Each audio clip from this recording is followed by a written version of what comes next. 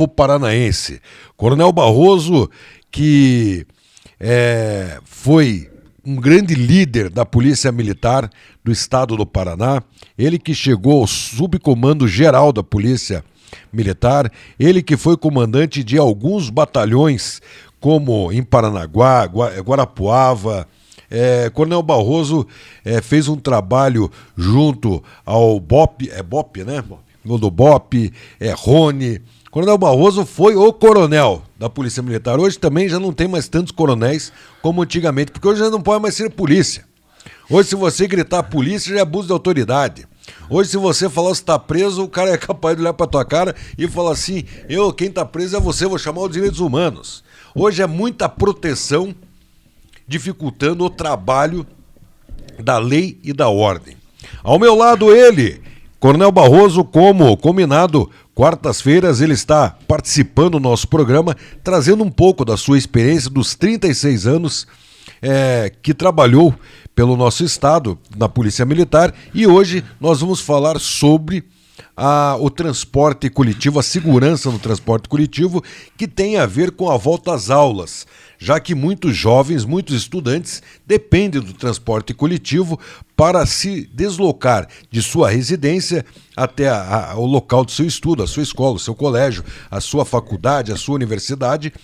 E vamos falar hoje sobre isso. A semana passada nós falamos sobre a volta às aulas, né? Sobre patrulha escolar, enfim. Tanto que eu conversei com o Coronel Barroso na quarta-feira e na quinta-feira eu entrevistei o Requião Filho. E comentei até que um dia antes tinha entrevistado o Coronel Barroso falando sobre a patrulha escolar, que era algo que trazia uma segurança, nem que fosse aquela segurança psicológica. Talvez ela fosse mais psicológica do que qualquer outra coisa para as pessoas que querem se sentir seguras, né? E foi na era Roberto Requião. Mas hoje vamos falar sobre a segurança do transporte coletivo, e quem está aqui ao meu lado para falar nada mais, nada menos do que um coronel que ficou 36 anos dentro da Polícia Militar do Estado do Paraná. Bom dia, Coronel Barroso. Bom dia, Alexandre. Bom dia aos amigos ouvintes da Rádio Paraná Oficial, né? É um prazer para nós estar aqui mais uma vez, podendo contribuir, podendo ter esse bate-papo aqui a respeito desse item, esse assunto tão polêmico, né, tão importante e delicado, que é a segurança pública, né? E se falando em segurança no transporte coletivo, Alexandre, hoje nós temos, né, todos os grandes centros, né, a esmagadora população que faz uso do transporte coletivo, seja por necessidade, seja por opção. Então, ao longo do tempo, aqueles crimes, aqueles delitos, a segurança no transporte coletivo sempre foi um motivo de preocupação, né? É evidente que o transporte coletivo por si só, pela forma como ele se desenvolve, torna-se... Eu estaria aqui sendo utópico se eu dissesse que é possível, né, mobiliar, aplicar agentes de segurança em todos os ônibus, em todas as linhas, em todos os itinerários, né? Isso é humanamente e tecnicamente impossível, né? Isso não significa que as forças de segurança não desenvolvam ações específicas, ações planejadas ante a segurança do transporte coletivo. Claro, isso em momentos de maior incidência, em linhas, em itinerários, em situações de maior incidência, né?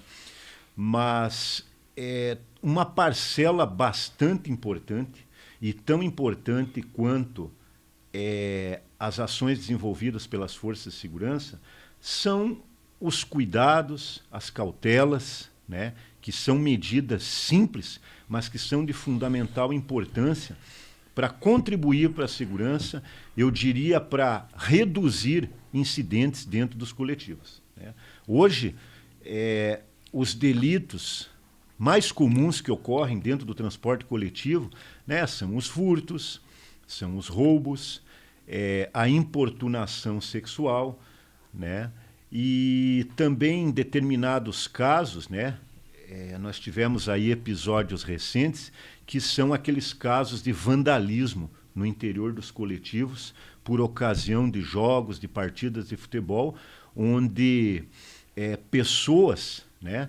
Eu diria torcedores, mas quem realiza esse tipo de conduta não são torcedores, né? Eu diria que são vândalos, né? São baderneiros travestidos de torcedores. Então, hoje o que acontece é isso, né? Então, para que o usuário, o cidadão, possa contribuir para a segurança, é importante que ele tome determinadas cautelas, né? Nós precisamos eliminar a oportunidade e a possibilidade, que é isso que oportuniza aqueles indivíduos mal intencionados a realizarem furtos, roubos, esse tipo de coisa dentro dos ônibus, né? Então, dicas simples, como eu digo, isso se resume em dicas de segurança simples, né? Então, por exemplo, as pessoas podem evitar, né? Por exemplo, o seu aparelho smartphone, o seu celular, né? Evite, quando fizer uso do transporte coletivo, evite usar o seu celular, por exemplo, em bolsos da face posterior do corpo, onde o celular fica exposto. Muitas vezes, metade do aparelho ou mais da metade fica mais para fora do que para dentro do bolso, né? Procure usar os bolsos da lateral, no caso da calça, né? Bolsos da lateral, bolsos frontais. Procure usar bolsos que tenham a opção de ser fechados com botões, com zíper, com velcro, né? Quando conduzir bolsas, né? No caso das mulheres, procure sempre trazer a bolsa junto do corpo e na parte frontal do corpo, onde você tenha visão, onde você tenha domínio total da sua bolsa, né? Mochilas no interior dos coletivos, né? Muitas vezes o coletivo lotado, é natural que as pessoas se aproximem de você. Então procure colocar a sua mochila, retirá-la das costas, conduzir a sua mochila na parte frontal do corpo, onde você tenha visão, tenha domínio. Enfim, são regrinhas de segurança simples, né? A observação às pessoas que estão à sua volta. Eu volto a dizer, né? O coletivo estando cheio, estando lotado, é normal que as pessoas fiquem próximas umas das outras, mas observe as pessoas que se aproximam de você, observe a atitude dessas pessoas, observe o comportamento, né? Então, muitas vezes, esses indivíduos mal intencionados, muitas vezes eles vão para o interior do ônibus já predestinados a cometer furtos, cometer roubos.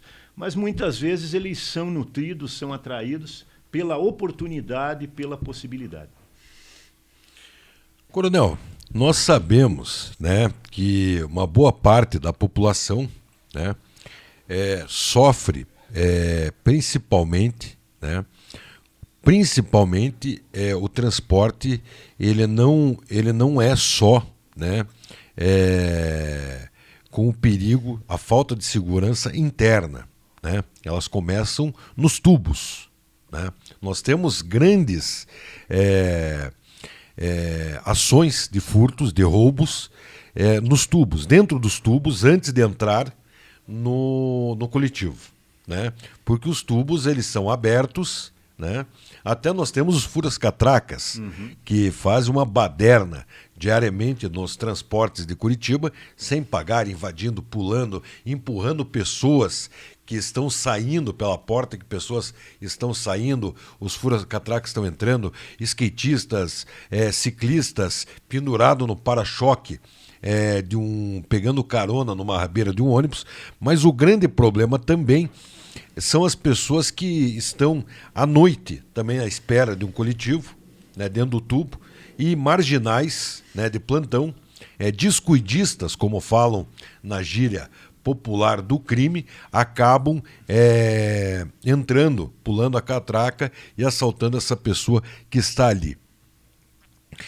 A solução, eu não tenho esse conhecimento, vou perguntar para o senhor, que foi secretário de Segurança da Fazenda Rio Grande, o senhor que esteve junto ao combate da criminalidade nas ruas com o grande corpo da Polícia Militar, que é a Rony e o BOP, né? Já deve ter visto muitos assaltos dentro de coletivo, já deve ter atuado muito ao assalto contra até o usuário num ponto do ônibus. Isso deve acontecer muito, né? Não temos um dado ainda expressivo. Mas a pessoa hoje, coronel, ela está à mercê de uma insegurança. Ela não tem a segurança, né? Eu lembro que uma vez nós vimos um assalto, eu liguei para a polícia e falei assim, ó, tem um suspeito que ele vai cometer um assalto. Dá para ver na cintura que ele está armado, ele vai cometer um assalto, porque ele tem cara que não é um grande executivo que poderia estar dando armado pela sua segurança, ele vai cometer um assalto. E no 190 eu recebi a seguinte resposta. Enquanto ele não cometer o assalto, não tem crime. Se não tem crime, a polícia não tem como ir até o local. Então, eu acho que a prevenção ela tem que existir. Mas nós já falamos isso em outros programas, a falta de contingente, a falta de policiais, a falta de dar a segurança é complicado. Mas o que eu faria? Eu acho que isso é uma ideia, né? Não sei se o senhor, já que foi secretário de segurança de um município, poderia nos responder se existe uma verba nos municípios para segurança para isso. Nós poderíamos ter uma câmera dentro de cada tubo da cidade, né?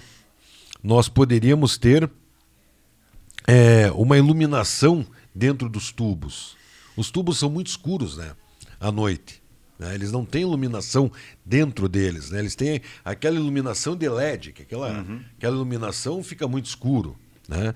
Nós estamos, lógico, se pegarmos uma, que nem na João Alberto, na Cândido de Abreu, você pegar na República Argentina, que são ruas iluminadas, a segurança até um pouco maior, porque o miliante ele não vai tanto colocar em risco também a sua liberdade para fazer assaltos que estejam muitas pessoas olhando.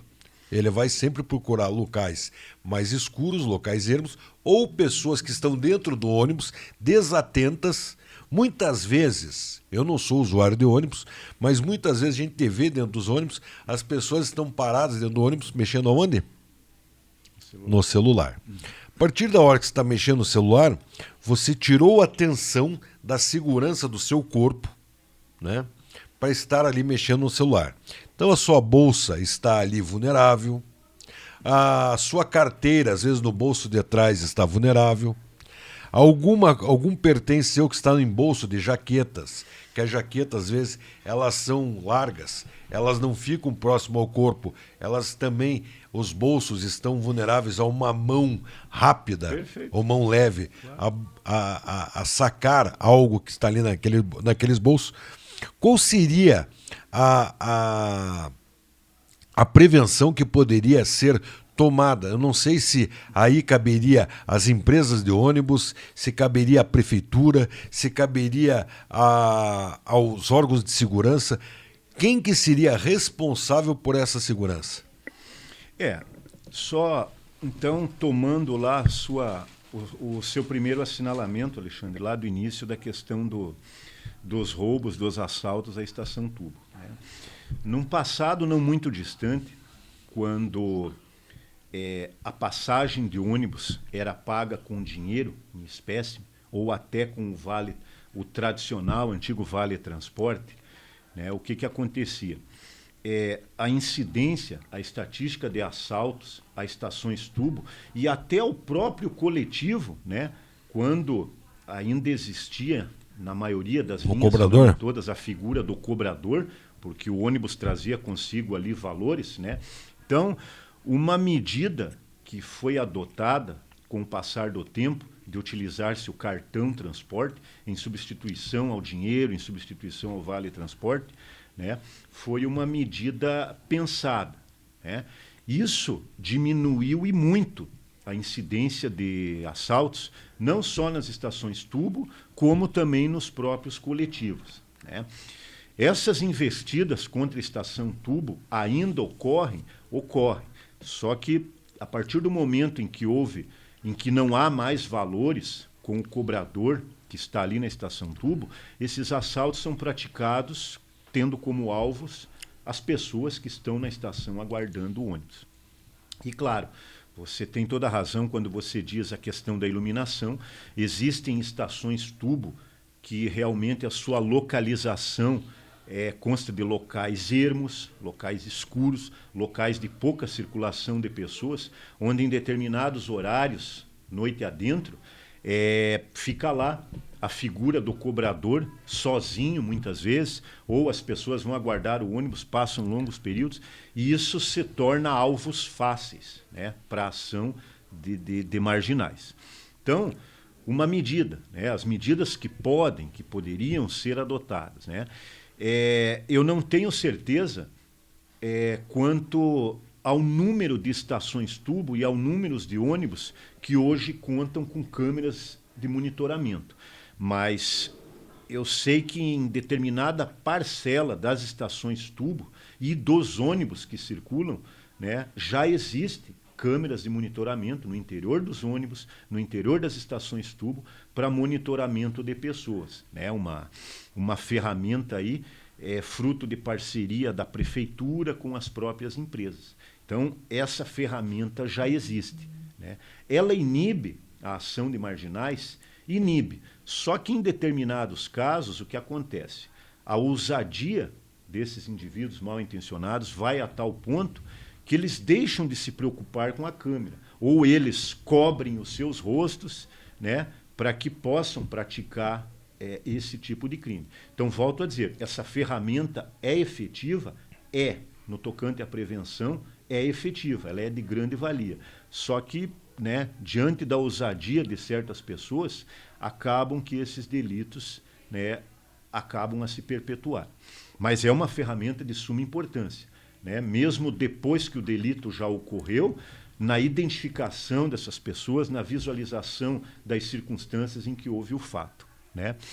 Em se falando em prevenção, quando você me diz que você presenciou uma tentativa de roubo, ou uma pessoa suspeita, uma pessoa aparentando ou estando armado efetivamente, né, visto, comprovado, quando você me disse que ligou para a polícia e o atendente lhe disse, mas o crime tem que acontecer. Né? Com certeza é uma resposta equivocada ao cidadão, porque a polícia militar, a guarda municipal, eles prestam um serviço de segurança, policiamento, patrulhamento com viés preventivo. Né? Se necessário for a repressão, quando o delito está acontecendo ou acabou de acontecer, também é de responsabilidade desses entes. Mas a prevenção também é de responsabilidade desses segmentos. Né? O caráter preventivo, ou seja, evitar que aquele delito aconteça simplesmente com a presença ostensiva do ente de segurança. Né? Quando você coloca a questão da iluminação, com certeza, uma iluminação melhor nas estações tubo ou em qualquer circunstância de local de aglomeração, né? Lembre-se que eu disse, nós precisamos eliminar a oportunidade e a possibilidade. Né? Eu tendo uma iluminação melhor, o cidadão mal intencionado vai pensar 2 vezes antes de realizar aquele delito. Por quê? No momento que ele vai realizar esse delito, ele faz ali o seu planejamento mental prévio. Então ele precisa saber que ele vai subtrair alguma coisa de alguém, mas ele precisa fugir, ele precisa deixar o local de forma rápida. Então, se eu tenho um local bem iluminado, se eu tenho um local com bastante movimentação de pessoas, né, talvez esse sujeito pense 2 vezes antes de praticar o crime, porque ele vai ver grande concentração de pessoas, ele vai ver um local bem iluminado, ele vai saber que existe monitoramento de câmeras, então ele vai ver que a exposição dele, né, e o fator de risco em ele realizar aquele delito não vai valer a pena, porque talvez ele possa ser pego. Então ele vai pensar 2 vezes. Isso traduz-se no quê? maior critérios de segurança, maior critérios para se evitar esse ou aquele tipo de delito. Coronel, obrigado pelas respostas, né? Eu acho que é muito importante, né, nós termos, né, essa informação, porque muitas pessoas, às vezes, sentem até medo de ligar para a polícia, né? Uma das ideias que eu dei até para um vereador que esteve aqui, que eu entrevistei, seria colocar o botão de pânico dentro dos tubos. É tipo aquele botão que tem no poste, quando você aperta para colocar o sinal vermelho, você tem um botão naqueles tubos, né, naqueles canos que ficam dentro do tubo, que a pessoa aperte aquele botão quando ela se sentir, né, ameaçada, ela tiver aquele... Lógico, não a pessoa que é apavorada, né? Tem pessoas que se ela vê uma pessoa catar uma latinha do lado, ela já se apavora, ela já acha que ela vai ser assaltada, que ela vai ser isso, e às vezes ele é um trabalhador, um profissional de reciclados. Perfeito. Né? Às vezes a pessoa, por ela ver, aquela história de julgar o livro pela capa, né? Exatamente. Às vezes você se apavora só de ver, às vezes um trabalhador, né, da construção civil, às vezes, final da tarde, ele está com a roupa suja, ele está com uma mochila nas costas, ele não está com aquela vestimenta para ir na igreja no final de semana, que é a sua melhor vestimenta, ele está com uma vestimenta de trabalhador, e às vezes as pessoas ficam assustadas a você ser assaltada. Né? Hoje tem a tal da famosa gangue da correntinha, que é o pessoal de bicicleta que passa por você e arranca a tua correntinha. Tem o pessoal do celular que arranca o celular da sua mão. Hoje nós temos no transporte coletivo, como bem dito pelo senhor, todas as normas de segurança nós temos no ônibus. Né? O cobrador já não mexe mais com o dinheiro, já não tem mais cobrador. Nos tubos é tudo com cartão. Isso também dificulta. Tem um lado bom e tem um lado ruim. Eu que não sou usuário do transporte, se eu quiser pegar um ônibus agora, eu não tenho como pegar.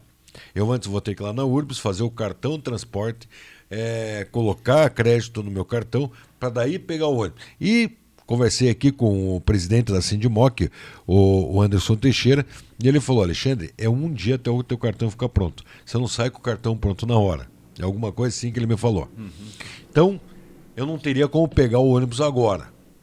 Mas engraçado, daí existe, né, várias pessoas que furam a catraca.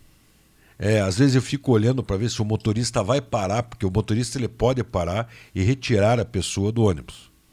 Só que o que vai acontecer? Pelo retrovisor, às vezes ele não vai conseguir ver as cores, ele não vai saber identificar quem que furou. Se ele chegar lá atrás e perguntar assim, alguém viu quem furou? Ninguém vai abrir a boca, de medo de retaliações, porque não sabe de quem se trata. Se é um marginal, se é um assaltante, ninguém sabe, né? E ninguém vai dedurar, nenhum vai ser X9 ali dentro do ônibus para que o humilhante seja, para mim, quem fura a catraca, para mim ele está roubando, a mesma jeito que se alguém estivesse roubando uma bolsa, porque ele está deixando de pagar, ele está furando um sistema, né? Eu acho que eu não gostaria que ninguém viesse aqui e falasse na rádio sem estar habilitado de falar na rádio. Simplesmente vir aqui tomar um microfone. Eu acho que quando o senhor estava na polícia, o senhor também não iria gostar que alguém entrasse na sua viatura e saísse dirigindo a sua viatura sem ser convidado. Né? Então são leis que são infringidas e que ninguém está se fazendo nada. Né? Eu vi esses dias num tubo, tinha uma viatura da polícia parada do lado do tubo. Né? O rapaz furou a catraca. Né? O motorista não parou, a viatura não foi atrás. Tipo assim, já se tornou rotineiro. Já se tornou uma coisa assim que você já não... Aquilo ali já não preocupa mais a sociedade, porque se você pegar, às vezes, quem furou essa catraca é um viciado, um indigente que às vezes quer ir e vir. Então eu acho que já não deslocar essa viatura da polícia, ir atrás da pessoa. Vai gerar muito mais custo que uma passagem de ônibus. Mas teria uma saída para... Porque, lógico, a gente sabe que quem fura uma catraca é capaz de roubar uma carteira, é capaz de furtar um celular, é capaz de furtar uma bolsa, e a rapidez deles é muito grande. Existiria alguma forma de coibir esse tipo de ação, Coronel? Essa prática, Alexandre, de furar a catraca, de invadir a estação tubo, no sentido de acessar o ônibus ou andar de ônibus sem pagar a passagem, é uma questão bastante recorrente. Veja, quando você, né, coloca que aconteceu esse fato, que infelizmente o cidadão furou a catraca na frente, na presença da viatura policial, o que acontece? É justamente isso que nós não podemos deixar acontecer. É banalizar. É a falta de respeito, né? A sociedade absorver isso com o pensamento, com o raciocínio de que, deixa, é só mais um, isso aí acontece todo dia, ninguém faz nada. Então, é justamente isso que nós não podemos deixar acontecer. Porque apesar de haver uma grande incidência desse tipo de atitude, esse tipo de episódio na nossa cidade, no nosso estado, você veja, né? Você pega aí um Rio de Janeiro, né? Rio de Janeiro, isso não só observando pelos veículos de comunicação aí que os jornais nos trazem. Nós tivemos oportunidade de trabalhar no Rio de Janeiro no período das Olimpíadas, em 2016, nos Jogos Olímpicos de 2016. Nós permanecemos durante 6 meses na capital fluminense. Então, o que você observa? No Rio de Janeiro, essa atividade de furar a catraca, né, e lá não tem estação tubo, lá o pessoal invade o ônibus pela porta de trás. Ainda existe a figura do cobrador, então o pessoal invade o ônibus pela porta de trás, né? Os trens urbanos, o pessoal fura as estações, fura a catraca, o pessoal viaja pendurado nos trens, em cima dos trens, né? Os famosos surfistas, os surfistas de trem. Então, assim, o que acontece? Lá, né? E com todo o respeito aqui que nós temos ao Rio de Janeiro, assim como qualquer outro local, porque os problemas eles são inerentes a cada região, todo estado, toda capital tem seus problemas, né? Curitiba não é diferente. Então, o que acontece? Lá, talvez isso tenha já se consagrado como, entre aspas, uma prática normal, né? Então, é tudo que nós não podemos permitir que aconteça, né? É lamentável que a catraca seja furada sendo presenciada pela equipe policial, como você assinalou. Mas o que a gente pode, que medidas podem ser adotadas para que isso seja equacionado? E aí é um conjunto de ações entre forças de segurança, o poder público e as próprias empresas, né? Então, é através da presença ostensiva, né? Nós sabemos que é difícil, né? As forças de segurança não conseguem ser onipresentes, mas através da presença ostensiva, né? A presença de um mecanismo de fiscalização por parte do próprio sistema de transporte coletivo, seja através de implementação de barreiras físicas por parte das empresas, seja numa uma instalação de um maior número de câmeras, seja por uma vigilância nas estações tubos, né, aí por parte do ente municipal, né, seja mediante presença da Guarda Municipal, seja mediante a presença de segurança privada, enfim, medidas precisam ser tomadas e há como esse tipo de atitude, esse tipo de episódio ser combatido, ser prevenido, né? Porque, eu repito, nós não podemos deixar que isso se avolume, porque a partir do momento que a sociedade, que o poder público considerar isso como uma prática normal, uma prática rotineira, nós vamos atingir um patamar em que daqui a pouco nós teremos aí, né, pessoas penduradas nos ônibus, né? Nós não temos trem nem metrô aqui em Curitiba, né, ainda, tal qual temos em outras capitais, mas se nós deixarmos isso evoluir, daqui a pouco nós vamos ter pessoas viajando, né, penduradas do lado de fora do ônibus, nós vamos ter pessoas em cima do ônibus. Então, por isso que nós não podemos deixar esse tipo de episódio, esse tipo de ato virar rotina, virar uma prática costumeira. Coronel, nós vemos que, lógico que eu estava ouvindo agora a sua resposta, né? A polícia não pode perder o respeito, né? É que nem aquilo que o senhor acabou de falar, não podemos que a sociedade ela fique, mais um, isso acontece todo dia e tal, porque, e até com a presença de um, como é que a gente chama, de uma autoridade policial, acontecer isso é uma falta de respeito, né, com a autoridade policial. Né? Você pegar e não respeitar, né, uma autoridade policial, você cometer um delito no seu tempo, que o senhor estava nas ruas do nosso estado do Paraná. Se o senhor pegasse um momento que alguém furasse uma catraca, qual que é o destino desse cidadão ou desse milhante que furou a catraca? Tudo, Alexandre, tudo também às vezes está atrelado à nossa legislação, né?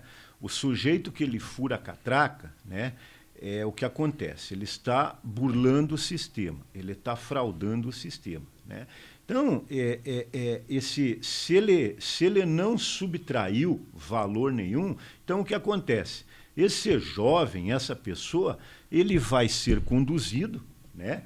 Ele vai preencher um termo circunstanciado, porque esse tipo de prática, né, ele não incorre aí num crime punível aí com mais de 2 anos de detenção. Então, o que acontece? Né? Ele vai preencher um termo circunstanciado, né, onde será marcada uma audiência em data pretérita, né, e vai ser liberado. Ou seja, a sanção para esse tipo de delito não é prisão, não é detenção, entendeu? Então, o que acontece?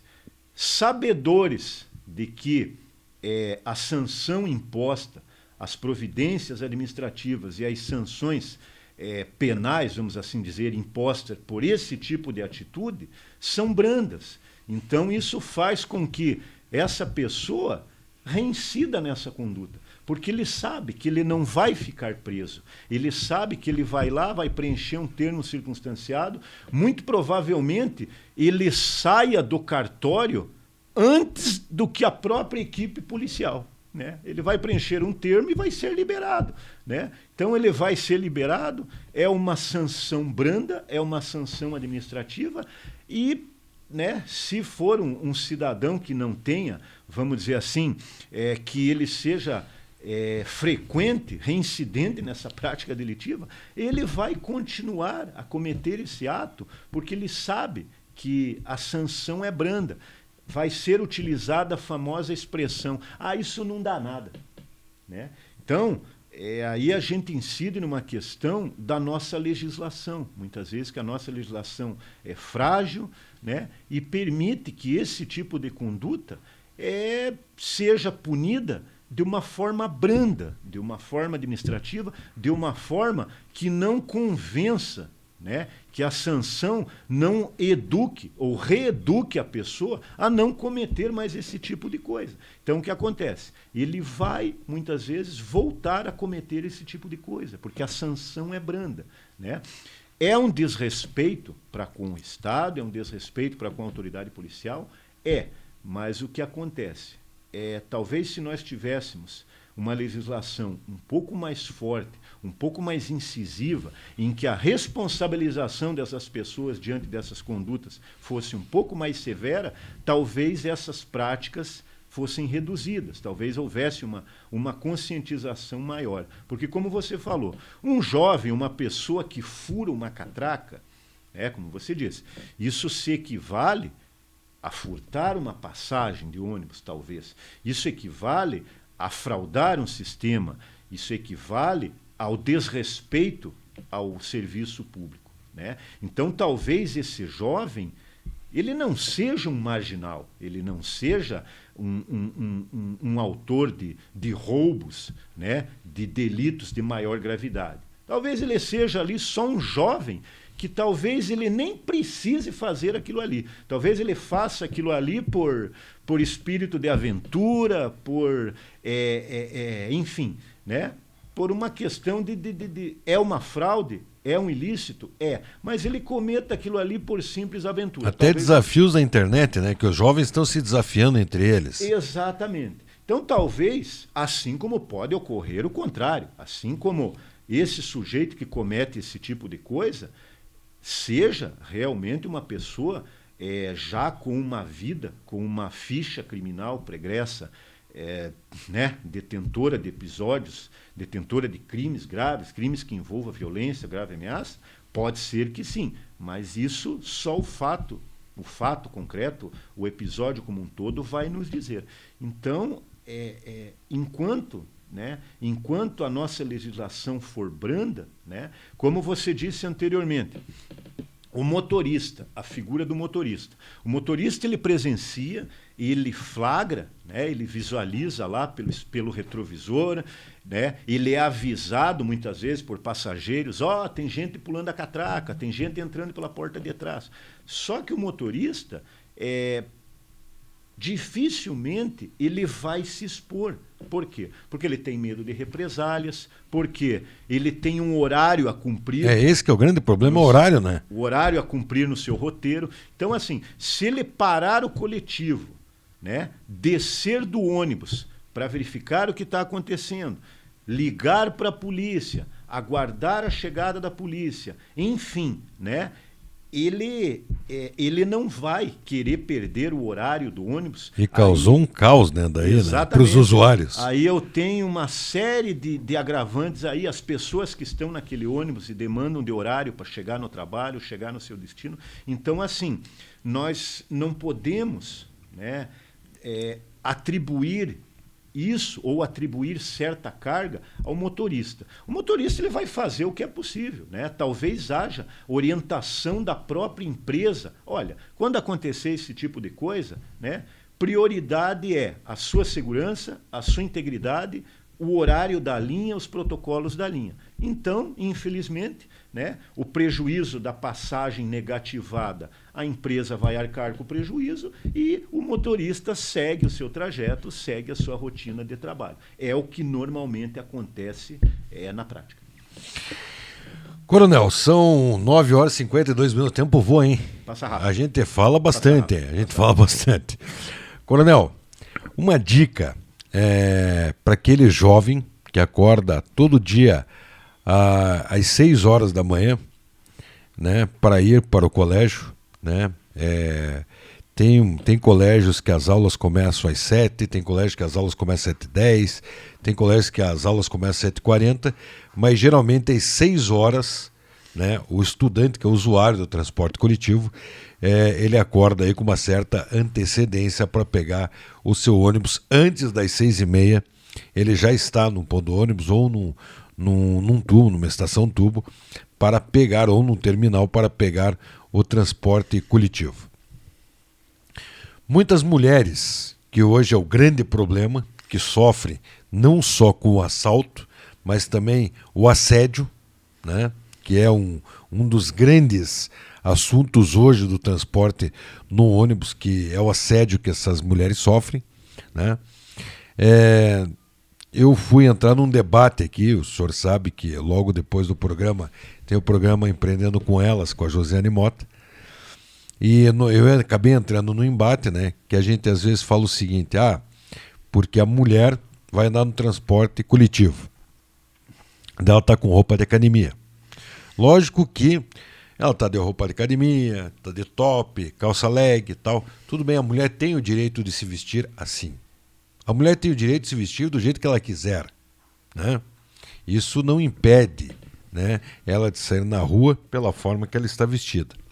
Mas, infelizmente, Se você chegar para uma mulher e falar assim, não, mas você não deve entrar assim, vestida num ônibus, cheio de pessoas, cheio de homens, você não pode entrar assim. Aí a mulher falou assim, não, mas o meu direito de me vestir é meu, não é do próximo. Então ninguém pode violar o meu direito de vestir. Ninguém pode me proibir de eu estar vestido dessa forma. Se eu estou vestido, mas o cara vai ficar te olhando, o cara vai ficar te desejando, o cara... O problema é dele, ele que me respeite. E não é bem assim que as coisas funcionam. Qual seria a dica para esses jovens que vão pegar no transporte coletivo, que eles entrem com segurança, né? O senhor já falou sobre não andar com o celular no bolso de trás, com a metade do celular para fora, o jovem às vezes não estar andando na rua até pegar esse coletivo com o celular na mão, para ninguém passar rapidamente com a bicicleta e tomar. Mas a mulher, o que a mulher deve fazer para ter mais segurança contra assédios dentro de um coletivo? Nós tivemos, nós acompanhamos ali pela imprensa, né? Eu acho que foi na segunda-feira, nós tivemos um caso de importunação sexual. Não é assédio, né? É importunação sexual. Né? Não, existe o assédio, né? E a importunação sexual também, né? Nós tivemos um caso aqui, né, no terminal do Capão Raso. Né? Me parece que o fato aconteceu no interior do coletivo e depois os desdobramentos ali, né? O sujeito acabou sendo detido e tendo sido dados os devidos encaminhamentos. Bem, com relação ao assédio aí, Alexandre, e também a importunação sexual, né? Que são condutas diferentes. Né? Então, o que acontece? Né? E aqui não é um discurso feminista, mas do ponto de vista jurídico, tá? A mulher, como você bem falou, lhe assiste o direito de andar trajada da forma que bem entender, né? Independente se ela está saindo da academia, se ela está saindo do trabalho, se ela está saindo de um evento. Então, assim, o fato da mulher andar, né, entrar no coletivo, como o exemplo, estamos falando de segurança no coletivo, né, em trajes de academia ou em trajes, digamos assim, diferenciados, né, isso não dá o direito, vamos dizer assim, àquele que figura como assediador, importunador. Isso não pode. É claro que na prática é um elemento, digamos assim, que chama atenção. Né? É claro que isso vai chamar atenção. Porém, né, não se pode ter isso como um elemento motivador. Né? Se você observar lá, volto a dizer, do ponto de vista jurídico, né, eu vou fazer aqui uma comparação um tanto quanto grotesca, mas com fundamento. Né? Lá no crime, nas condutas tipificadas como assédio e como importunação sexual, você vai perceber que a conduta ela é do homem. Né? Diz lá importunar, tocar, né? Gestos obscenos, enfim, invadir a privacidade, a intimidade da mulher. Então, a conduta é por parte do homem. Em momento nenhum você vai ver lá tipificado na lei, né, algum artigo ou algum dispositivo que diga: caso a mulher esteja em trajes menores, caso a mulher esteja com roupa de academia, caso a mulher esteja... Entendeu? A conduta é do homem, a conduta é do importunador, a conduta é do assediador. Então, assim, essa questão, como você disse, gerou discussão, uma questão bastante polêmica, né? Mas, juridicamente falando, não se pode atribuir, né, qualquer tipo de elemento no que, né, de modo a privar ou de modo a julgar ou subjugar os trajes ou a condição ou as circunstâncias em que a mulher anda. Né? Na prática, né, trazendo isso para a prática, no dia a dia e no transporte coletivo. Né? Medidas de segurança. Né? As mulheres volto a dizer, é uma condição normal os ônibus lotados, e hoje não é só no horário de pico, né? Os ônibus estão lotados na grande maioria do dia. Então, assim, os cuidados que a mulher deve ter em relação a esse tipo de crime, esse tipo de conduta com relação a elas, né? É manter a atenção nas pessoas, nos homens que estão à sua volta, né? Na atitude, na conduta, sempre que as pessoas se aproximarem da mulher, volto a dizer, a aproximação ela é normal num ônibus lotado, porém, o contato físico, a aproximação exacerbada, as atitudes, os olhares, o comportamento, né? São medidas que a mulher pode adotar, né, para, digamos assim, evitar, né? O assediador, o importunador, se ele estiver predisposto a importunar, a assediar aquela mulher, ele vai fazer isso, né? Ele vai fazer isso. Então, esse tipo de medidas são medidas que a mulher pode adotar no sentido de evitar, né? Afastar-se desse eventual autor, afastar-se, buscar um local mais afastado. É lógico, aí você me diz assim, pô, mas nós mulheres não podemos então nem escolher um lugar conveniente, nós temos que nos afastar quando é o homem que tem que nos respeitar? Com certeza, o homem tem que respeitar sim, mas são medidas de segurança no sentido de evitar. Lembra que eu disse lá no início? Nós podemos quebrar a oportunidade e a possibilidade. Assim nós diminuímos, né, o risco, a incidência desse ou daquele tipo de crime, esse ou aquele tipo de ilícito. Esse foi o Coronel Barroso, 10 horas e 1 minuto. Já estouramos 1 hora, 1 minuto o programa, agradecendo aqui a participação, essa entrevista maravilhosa com o Coronel Barroso, sempre com a sua experiência, ele sempre com a sua expertise. Não tem o que este homem não saiba sobre segurança. Ele que na época de rua, ele foi um dos grandes nomes do combate ao crime pela Polícia Militar do Estado do Paraná. Ele que, junto à Polícia Militar, comandou várias operações gigantescas no combate ao crime. Ele que, junto ao Comando Geral, ocupou a posição de subcomandante e fez um trabalho maravilhoso. Ele que comandou o BOPE, ele que comandou a Rony, ele que esteve em Paranaguá, que lá o bicho pega, lá a criança chora e a mamãe não vê, por ser uma cidade portuária. Lá o tráfico de droga, e com certeza o trabalho que foi feito pelo Coronel Barroso foi um trabalho muito bem feito. Ele que é condecoradíssimo, foi secretário de Segurança da Fazenda Rio Grande. Coronel Barroso, muito obrigado, e eu espero novamente quarta-feira que vem poder contar com o senhor aqui no programa Alô Paraná. Nós é que agradecemos, Alexandre, a oportunidade de estar aqui, os ouvintes da Rádio Paraná Oficial. É sempre um prazer, uma satisfação poder estar compartilhando aqui experiências, poder tomando parte nesse veículo, nessa oportunidade tão importante aí para a nossa interação, né, principalmente nesse tema tão importante, tão delicado que é a segurança pública. Coronel Barroso, muito obrigado, até a próxima, e com certeza o Coronel Barroso sempre estará nos trazendo aí dicas e informações como estar cada vez mais seguro